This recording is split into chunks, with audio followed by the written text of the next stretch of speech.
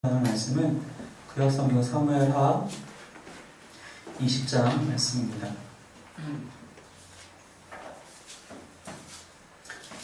구약성경 사무엘하 20장 1절부터 마지막 절인 26절까지의 말씀입니다.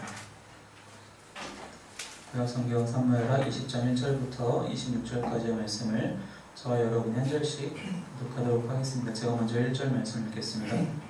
마침 거기에 불량배 하나가 있으니 그의 이름은 세바인데 베냐민 사람 비그리의 아들이었더라. 그가 나팔을 불며 이르되 우리는 다윗과 난을 분 것이 없으며 이새의 아들에게서 받을 유산이 우리에게 없도다. 이스라엘아 각각 장막으로 돌아가라. 아멘. 이에 온 이스라엘 사람들이 다윗에게 치고 올라가 비그리의 아들 세바를 만나 유다 사람들은 그들의 왕과 하여 요단에서 예루살렘까지 따르더라. 다윗이 예루살렘 공궁에 이르러 전에 머물러 왕궁을 지키게 한 후궁 10명을 잡아 벨실에 가두고 먹을 것만 주고 그들에게 관계하지 아니하니 그들이 죽는 날까지 갖춰서 생과부로 지내니라.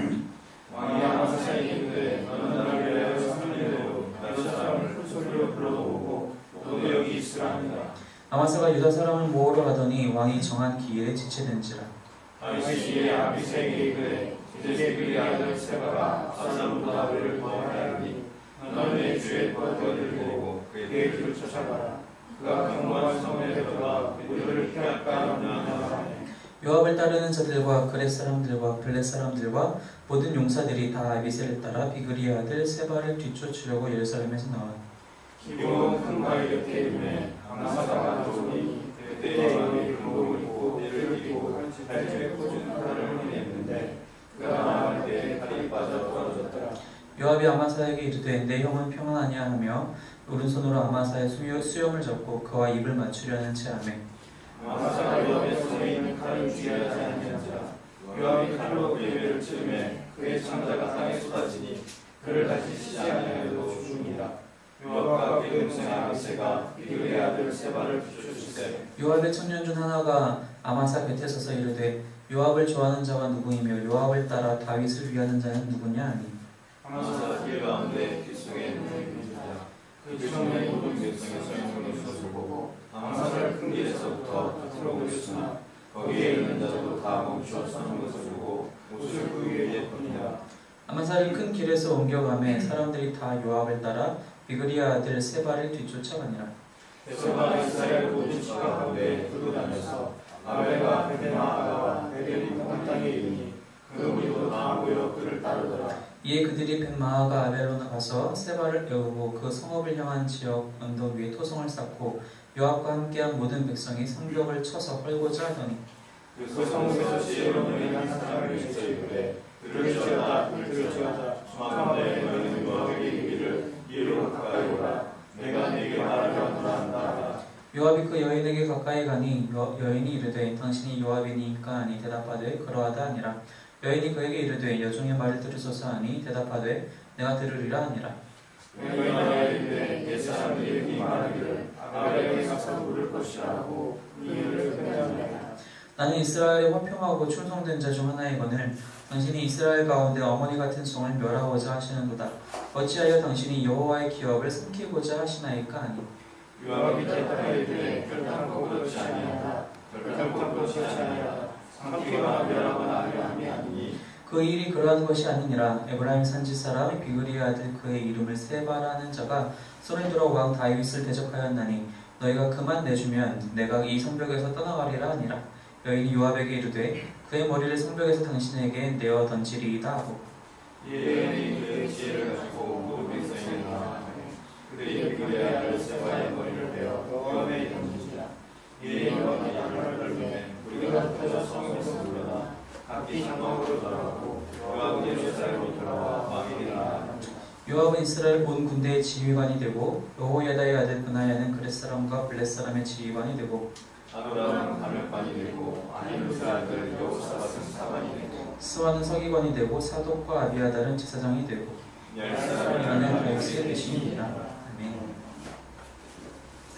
지난주 19장까지 말씀을 보면서 다윗이 이제 다시 예루살렘으로 돌아오는 그 장면에서 어떻게 다윗이 예루살렘으로 돌아가는 방법을 결정을 했는지 얘기를 나눴어요. 다윗은 하나님께서 그때까지 지켜주신 것에 대해서는 저는 생각하지 못하고 이제 자기가 예루살렘에 다시 돌아가 다시 정권을 잡아야 할 터인데 자기에게 더 편한 사람 또 자기 편으로 확실하게 생각할 수 있는 사람들을 많이 포섭하는 것을 제 첫 번째 순위로 생각했다는 것입니다. 다윗은 그 마하나임에서 요단강을 건너 예루살렘으로 가는 그 길목 어디에서도 하나님께 감사하며 예배하는 흔적이 하나도 나와 있지 않아요. 그곳에서 지속적으로 사람들을 만나가면서 모든 사람들을 품어주는 척 하면서 자기 편으로 삼으려는 모습을 통해서 하나님을 바라보지 않고 오직 사람에게만 의지할 때 어떤 일들이 발생하는지에 대해서 우리가 같이 얘기를 나눴었습니다. 그때만 보더라도 사실 다윗은 다시 정권을 탈환한 상태이기 때문에 모든 것을 가졌다라고 생각할 수도 있을지 모르겠어요. 하지만 다윗의 속마음은 이번 장을 보니까 사실 그렇진 않았었던 것 같아요.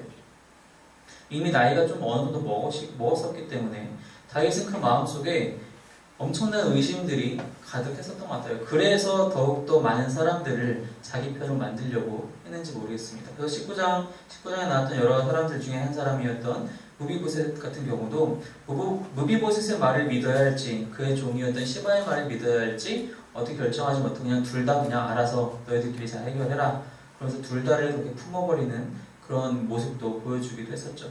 다윗이 또 여기서 이 장에서 또 보여주는 그 모습 중 하나는 3절 말씀해 보니까 다윗이 원래 예루살렘을 떠나갈 때에 이 궁전을 지키라고 하면서 후궁 10명을 두고 갔어요.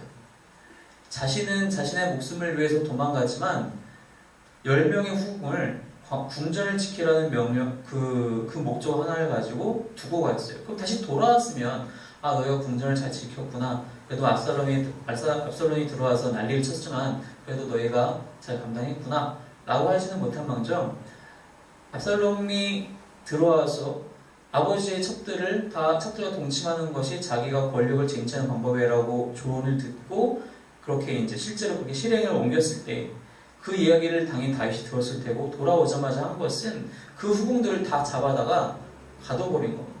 감옥에만 가두지 않은 것뿐이지 방에다 그냥 가둬놓고 아무도 접근하지 못하게 심지어 자기 자신도 접근하지 않은 채로 그래서 그들은 죽는 날까지 갇혀서 생각으로 지냈다라고 얘기하고 있습니다. 잠시나마 자신을 떠났던 사람들을 하나하나 다 차단시켜버리는 거예요.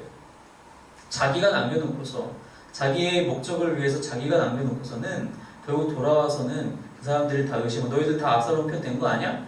하면서 의심하면서 그들 다 버리게 되는 것이죠. 사실 요압도 그런 의미에서 같이 버렸어요. 요압도 그 전에는 수많은 일들이 다윗을 거스른 수많은 일들이 있었잖아요. 요압도 버리고 그래서 4절에 말씀 나와 있는 것처럼 아마사를 중용합니다. 아마사를 군대 장관으로 세우고 아마사에게 여러 가지 명령들을 내립니다. 근데 그렇게 돌아오는 와중에 세바라는 사람이 등장을 합니다. 1절 말씀 나와 있는 사람인데 이 세바 베냐민 지파 사람이었던 이 세바는 다윗이 그렇게 요단강을 건너면서 유다 지파 사람들만 챙기는 모습을 딱 보고 저 사람 안 되겠다. 우리는 저 사람이랑 더 이상 뭘 나눠 먹을 그런 것이 없다. 우리는 다 각자 제 갈 길로 갑시다. 하면서 사람들을 호도하기 시작했어요.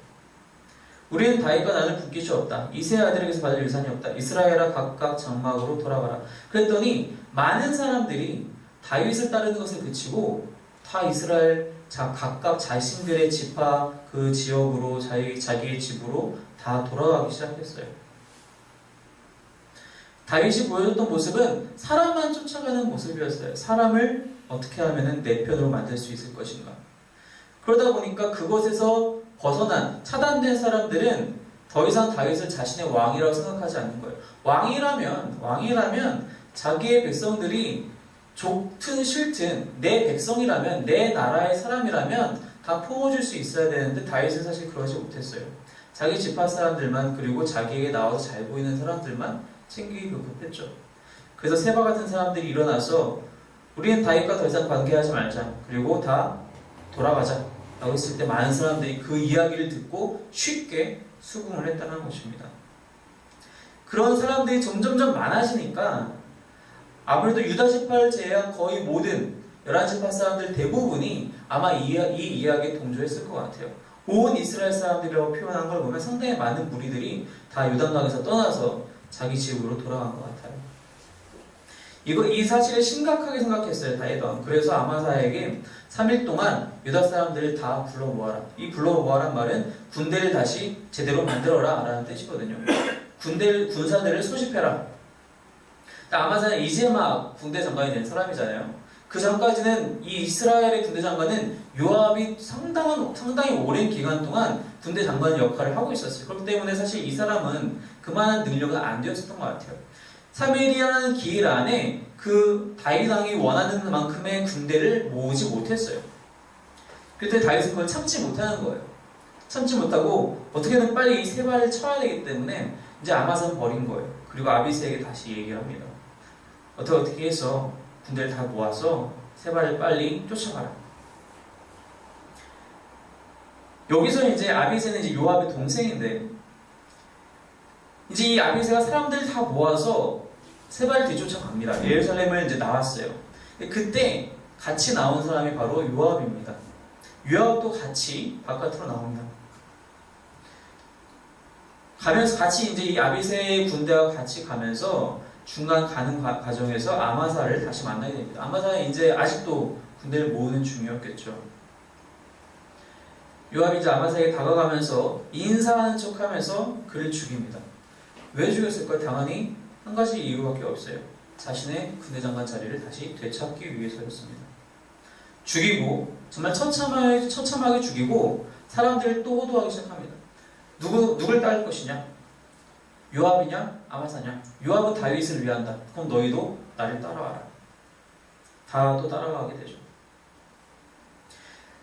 그리고 나서 결국에는 그 아벨이라는 성읍까지 가서 이제 세바의 목을 가져오게 됩니다. 다윗은 상당히 이제 이 시기에 다가와서는 엄청나게 의심이 많아서 이 불량배하나라고 1절에서 이 세바를 묘사했던 것을 보면은 사실 세바가 엄청난 세력을 갖고 있다거나 그러지 않아 보여요. 어떤 군사력을 조직했다라고 생각할 수는 없을 것 같아요.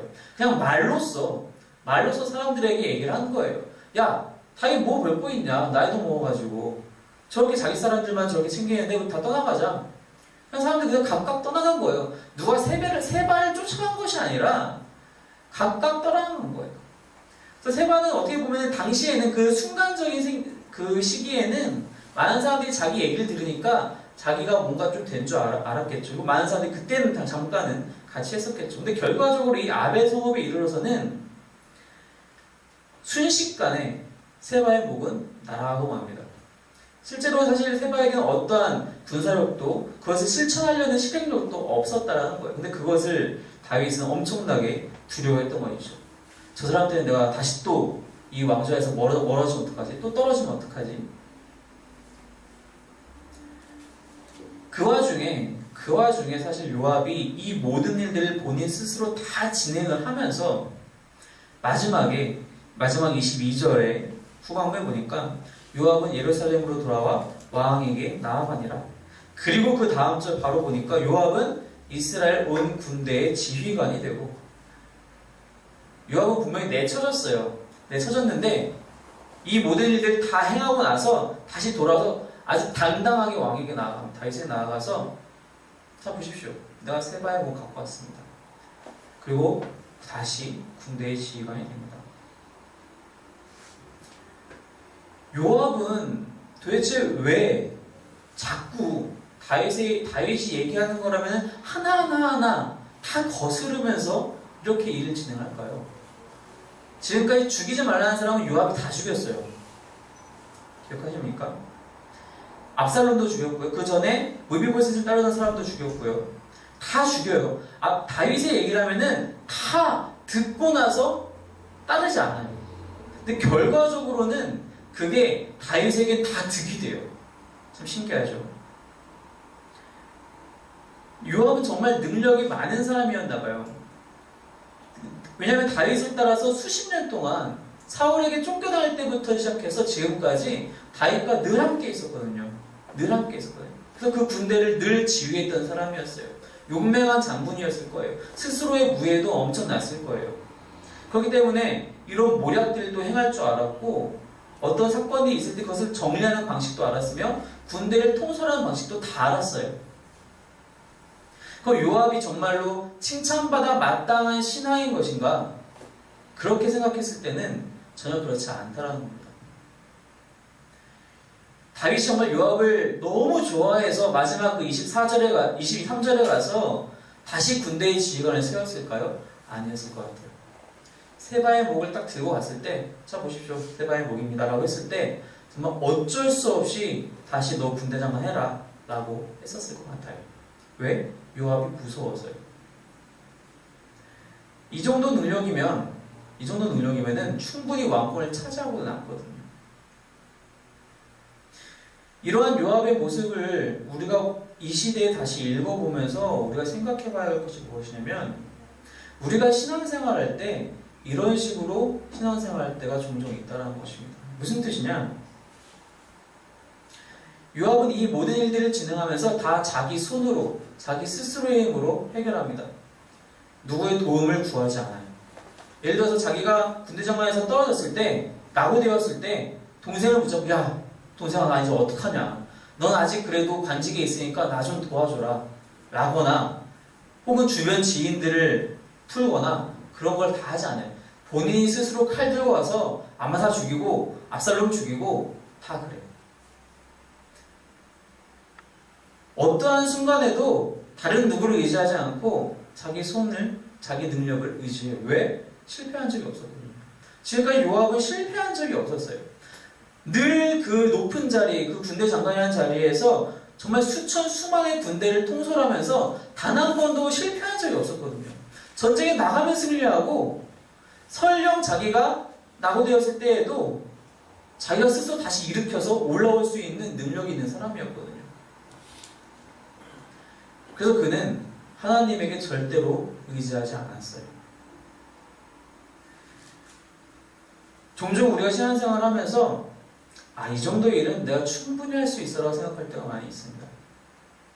하나님이 우리에게 많은 은사들을 주셔요. 능력들을 재능을 주셔요. 근데 그런 것들 때문에 내가 스스로 교만해져서 이 정도는 내가 충분히 할 수 있어. 뭐 하나님 도움까지 내가 뭐 이런 거 갖고 고민하고 기도해. 누가 기도 제목 물어보면 뭐 저새 기도할 거 없어요. 저는 요새 좀 평안해요. 행복해요. 뭐 그렇게 대답하시는 분들이 다 똑같다는 얘기가 아니라, 주로 우리가 신앙생활 할 때 이럴 때가 종종 있다는 것입니다. 이러한 문제 정도는 내가 얼마든지 해결할 수 있어. 왜? 나 이러한 문제를 지금까지 실패해본 적이 없거든. 실패한 적이 없어. 그러니까 나는 이 문제도 이번에도 난 해결할 수 있어 라고 자신한다는 겁니다. 하나님을 의지하지 않고. 우리가 스스로 하나님을 의지하지 않고 스스로 무언가를 하려 할 때 잘 될 때도 있어요. 잘 될 때도 있어요. 겉으로 보기에는 그것이 잘 될 때도 있어요. 하지만 그것이 날마다 그럴 수는 없다는 것입니다. 저는 면허를 좀 늦게 땄어요. 2005년 말쯤 면허를 땄어요. 이제 한 만으로 9년 돼가지고. 제가 이제 오늘 예배를 마치고 또 이제 집까지 운전해서 갈 텐데, 확률적으로 보면요, 저는 집까지 갈 때 사고 안 날 거예요, 아마 오늘. 분명히 날 수가 없어요. 지금까지 무서워거든요. 9년 동안 무서운데 날 수가 없어요. 뻔히 아는 길이고 여러 번 왔다 갔다 하는 길이에요. 근데 안심하고 갈 수 있어요? 아니요, 그럴 수 없어요. 하나님께 내가 의지하지 않고는 숨조차 쉴 수 없다는 것을 내가 날마다 고백하지 않으면, 내가 그 사실을 날마다 고백하지 않으면 나와 하나님은 점점 멀어지는 거예요. 요압은 바로 그런 삶을 살고 있었다는 것입니다. 우리가 그래서 어떻게 알 수 있느냐? 이 정도의 능력이면 아까 말씀드린 대로 요압은 충분히 다윗을 끌어내리고 자기가 왕해도 돼요. 일단 군사력이 있잖아요. 한마디만 누가 딱 외쳐주면 다 요압을 따라가요. 이 정도 능력을 할 수 있어요. 그런데 안 해요. 왜 안 할까요? 전 그게 사실 되게 신기했어요. 요압이 정도면 아예 그냥 군대를 딱 띠갖고 가서 자기 스스로 독립할 수도 있는데, 아니면 그냥 다윗을 끌어내려서 스스로 이스라엘 왕이라고 할 수도 있는데, 그렇지 않는 모습을 보면서 왜 그랬을까 생각해보다가 문득 든 생각이 뭐였냐면은, 혹시 요압은 이렇게 행하는 것이 다윗에게 충성하는 것이라고 생각하지 않았을까라는 생각을 해보게 됐어요. 요압은 이것이 다윗에게 충성하는 것, 그래서 하나님께 충성하는 것이다라고 생각했을지도 모르겠어요. 그래서 이러한 일들을 행하고 있는 거예요. 결과적으로 그는 다시 돌아와서 온 군대의 지휘관이 됐어요. 다시 자기 자리를 원위치했거든요. 우리가 흔히 그런 얘기들 많이 하죠. 속도보다 중요한 것이 방향이다. 예를 들어서 어떤 육상 선수가 골인점이 저긴데 반대로 뛰어가면 암만 빨리 뛰어간들 100m를 9초 8초에 뛰어간들 무슨 소용이 있겠느냐? 골인점 저쪽인데 속도보다 방향이 중요하다. 맞아요. 속도보다 방향이 중요한데 방향도 중요하지만 또 중요한 것이 무엇이냐? 방식이 중요합니다. 100m 달리기 선수가 올바른 방향으로 정말 좋은 속도로 달려가는데 그 방식이 옆 사람들 다 치고 달리고 옆 사람 다리 벌고 밀어뜨리고 그래서 가서 1등 한다 한들 맞는 방식입니까? 룰에 맞지 않죠. 요압이 딱 그런 모습이란 겁니다. 자기 머릿속의 생각에는 이렇게 하는 것이 다윗에게 충성하는 것이고 그래서 이스라엘의 하나님에게 충성하는 것이라 생각했는지 모르겠어요. 그래서 놀라운 실천력과 그 실행력으로 추진력으로 다 일을 추진해요. 근데 그 와중에 사람들이 다 죽어나가요. 멀쩡한 사람들이 다 죽어나가요. 사람들이 다 요압 때문에 죽고 상처 입고 없어지게 됩니다. 그것이 과연 하나님께서 원하는 방식이었느냐라고 생각해 본다면 전혀 그렇지 않아요. 하나님까지 가지 않더라도 다윗이 원하는 방식이었느냐? 전혀 그렇지 않았어요. 다윗은 압살롬을 살리기 원했어요. 압살롬은 죽었잖아요. 살려놓으라고 하면 죽여요. 아마사를 이제 주변에서 써야겠다 생각했는데 아마사를 가서 죽여요. 우리가 하나님의 일을 한다고 할 때 하나님께서 정말 이 일을 정말 좋아하실 거라고 생각하고 우리가 열심히 일하지만 그 일 가운데서 누군가가 상처받고 누군가가 교회를 떠나게 되고 누군가 하나님부터 멀어지게 된 결과가 나타난다면 그게 내가 올바른 일을 하고 있는 것이냐? 그렇지 않다는 것입니다. 나는 정말 이것을 하나님께서 정말 좋아하시는 일일 거야 라고 열심을 가지고 잘하고 있는데 결과적으로 그것 때문에 한 사람이 하나님으로부터 멀어진다면 근데 예수님께서 말씀하신 것처럼 소자 하나를 잃을 바에야 연자 맷돌을 쥐고 물에 빠진 게 훨씬 낫다라고 말씀하시지 않습니까? 제가 예전에 그 목회 잡지사에서 한 2달 정도 아르바이트를 한 적이 있었는데 그때 이제 기독교를 너무 싫어하는 사람들에 대한 기사를 쓰면서 그 인터넷상으로 그런 사람들과 좀 대화를 나눈 적이 있었어요. 근데 그들 중에 많은 수가 한 번도 교회를 안 나갔던 사람들이 아니라 교회를 다니다가 상처받은 사람들이 꽤 된다는 거예요. 그 사람들이 왜 상처받았냐 보니까 교회 안에서 상처받은 거예요. 교회 안에서 성도들 사이에서 혹은 성도와 목회자 사이에서 말로 상처받고 배제당해서 상처받고 여러 가지 방식으로 상처받고 교회를 뛰쳐나와서 이젠 교회가 너무 싫다. 그래서 하나님도 싫다라고 그렇게 소리치며 다니는 사람들이 되었다는 겁니다. 그 사람들에게 우리가 너 그러면 안 돼. 너 하나님 한때 믿었던 사람인데 너 그러면 안 돼. 라고 할 수 있습니까? 표면적으로는 그렇게 할 수 있을지 모르겠어요. 근데 그 근본적인 원인에서는 그 사람을 누가 하나님으로부터 멀어지게끔 만들었는가? 그게 중요한 거거든요. 자기 딴에는 하나님이 정말 이 일을 기뻐하시겠지라고 해서 자기가 생각하는 방식대로 움직였지만 그것 때문에 많은 사람들이 하나님을 더 멀리하게 된다면 그건 절대로 옳은 일이 아니란 거예요. 그것은 눈에 보이는 아웃풋이 잘 나왔다 하더라도 결과적으로 세바가 여기서 죽어서 요압이 그 세바의 머리를 들고 다윗 앞에 갔다 하더라도 그것은 옳은 일은 아니었다는 겁니다. 우리가 근데 때로는 그렇게 하나님의 일을 감당하고 있을 때도 있다라는 것입니다. 아까 그 비유로 말씀드린 것처럼 육상 선수가 그렇게 뛰어서는 절대로 1등 할 수 없어요. 그 경기에서 승리했다라고 얘기할 수 없어요. 챔피언이라고 할 수 없다라는 겁니다. 그게 가능하려면 그 육상 선수는 룰을 정확히 알고 있어야 되고 그 룰에 따라서 경기를 진행해야 돼요. 그다음 그것은 믿는 사람들에게 무엇을 얘기하는 것입니까? 하나님의 말씀에 따라서 움직여야 되고 하나님의 뜻을 정확히 알고 그 뜻대로 순종하면서 하나님이 원하시는 일들을 감당해야 된다는 것입니다. 즉 우리가 말씀을 정확히 알지 못하면, 말씀을 정확히 알고 그 말씀대로 순종하지 않으면, 내가 아무리 열심히 있다 하더라도, 내가 아무리 하나님을 사랑한다 하더라도 그 말씀대로 하지 않으면 아무 소용이 없다는 것입니다. 여기서 말하는 말씀대로 행하라는 것은 그 말씀대로 남들에게 적용하라는 것이 아니라 그 말씀대로 나에게 적용해야 된다는 겁니다. 남들을 정죄하기 위해서 말씀을 사용하는 것이 아니라 나 스스로를 하나님 앞에 더욱더 겸손한 모습으로 나아가게 하기 위해서 나에게 그 말씀들을 적용해야 한다는 것입니다.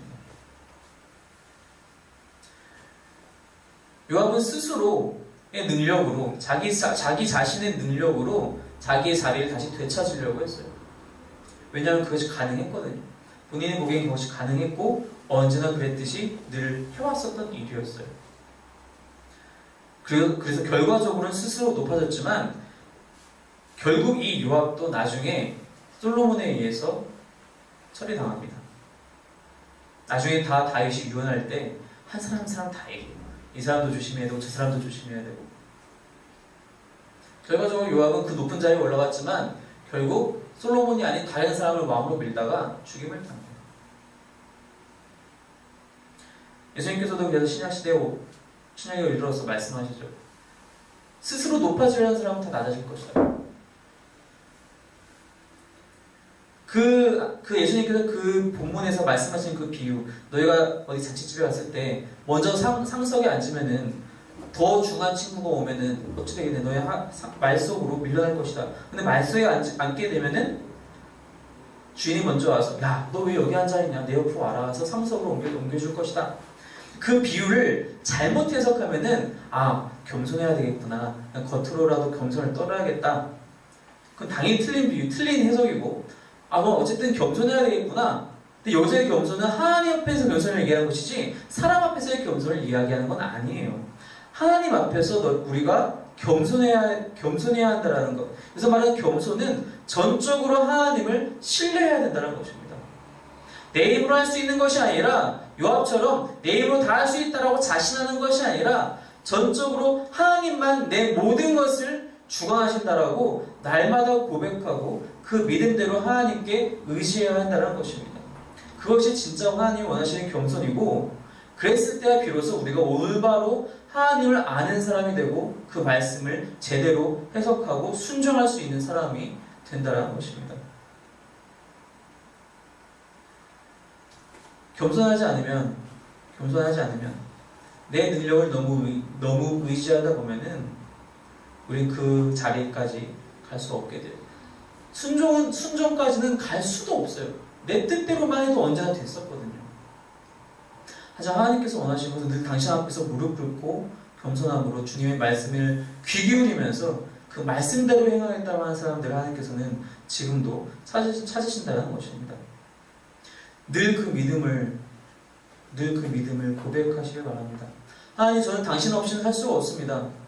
하나님, 저는 당신 없이는 숨 쉴 수도 없고 걸을 수도 없고, 심지어 저 문을 열고 나가서 그 일이 어떻게 될지 저는 모르는데, 하나님, 저는 당신의 그 자비가 너무나도 필요합니다. 저를 불쌍히 여겨주시옵소서. 예전에 어떤 목사님 설교를 듣는데, 그 목사님도 이제 나이가 이제 어느 정도 50이 점점 넘어가고, 나이를 먹어가면 먹어갈수록 자기 입에서 늘 되뇌어지는 기도는 그거밖에 없대요. 주여, 저를 불쌍히 여겨주시옵소서. 근데 그분이 잘 나가는 분이에요. 겉으로 보면은 책도 많이 쓰시고 목회도 열정적으로 하시고 잘 나가는 분이에요. 그런데도 불구하고 주여, 저를 불쌍히 여겨주시옵소서. 날마다 그 기도를 할 수밖에 없대요. 당연한 거예요. 우리 모두는 하나님께 그렇게 나아갈 수밖에 없다는 겁니다. 그것이 하나님 앞에서의 진짜 겸손이고 전적인 신뢰, 그리고 그것이 순종으로 가는 길이라는 사실입니다. 날마다 이 믿음으로 고백하시기 바랍니다. 그래서 날마다 이 믿음으로 고백하심으로 내 스스로의 능력을 다 버리고, 원래 있지도 않았지만 하나님의 것으로 체험받으시기 바랍니다. 나 대신 하나님께서 일하시는 모습을 여러분들이 바라보시면서 그 광경을 간증하고 나눌 수 있는 그런 귀한 믿음의 공동체가 되기를 원합니다. 그래서 그 간증을 통하여서 하나님께서 우리 삶에서 역사하신 그 모습들을 통하여서 하나님을 믿지 못하는, 알지 못하는 자들이 너가 믿는 하나님은 그런 하나님이라고 놀라서 같이 돌아오는, 그래서 함께 예배할 수 있는 그런 귀한 사람들이 되시기를 주님의 이름으로 축원합니다. 기도하겠습니다.